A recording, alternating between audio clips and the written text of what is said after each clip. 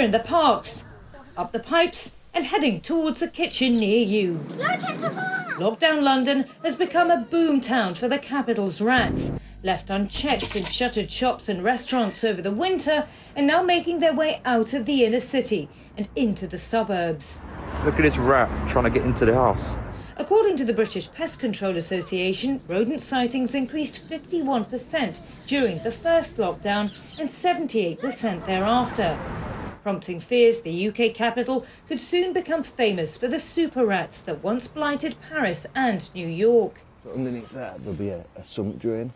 Right, like a hole? It's a hole, yeah. To let water out? Exactly. If it's screwed out, because people get lazy because they want to do it, and the rats will come up. Yeah. To avoid that, the city needs prevention like this. It's just before daybreak on the banks of the River Thames, and former soldier Michael Coates is patrolling the refuse sites, looking for the telltale signs. And what you can also find, especially in heavy populations of rats, they'll start gnawing, and this plastic's really easy for rats to gnaw. Fewer people on the streets has made rats more conspicuous. Do you ever see rats? I've seen one, only a little one. Rats and pigeons and everything, yeah. So you think there probably is something in that? There'll be definitely stuff in here, yeah. Oh, definitely.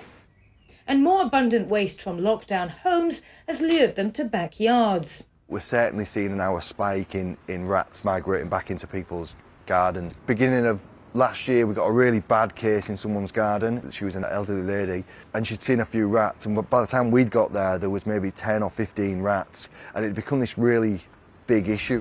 Rats have always been a part of London life, but nobody really knows how many there are in the capital. That's because usually they're pretty elusive. They do, however, outnumber the human population, and they multiply really fast. Just one pair of breeding rats can give rise to 1,250 in 1 year. As their population swells, rats themselves are getting bigger and harder to catch. Some are immune to poison, others have figured out how to avoid traps. Exterminator Paul Claydon has never been so busy.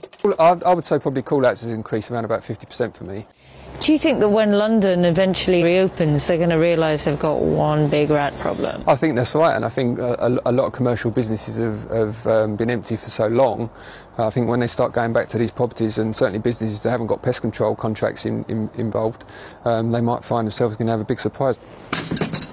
The Mayor's office doesn't have a rodent plan, and many local governments don't offer free pest control either, meaning businesses and homeowners are often left to their own devices to deal with their new post-pandemic neighbours.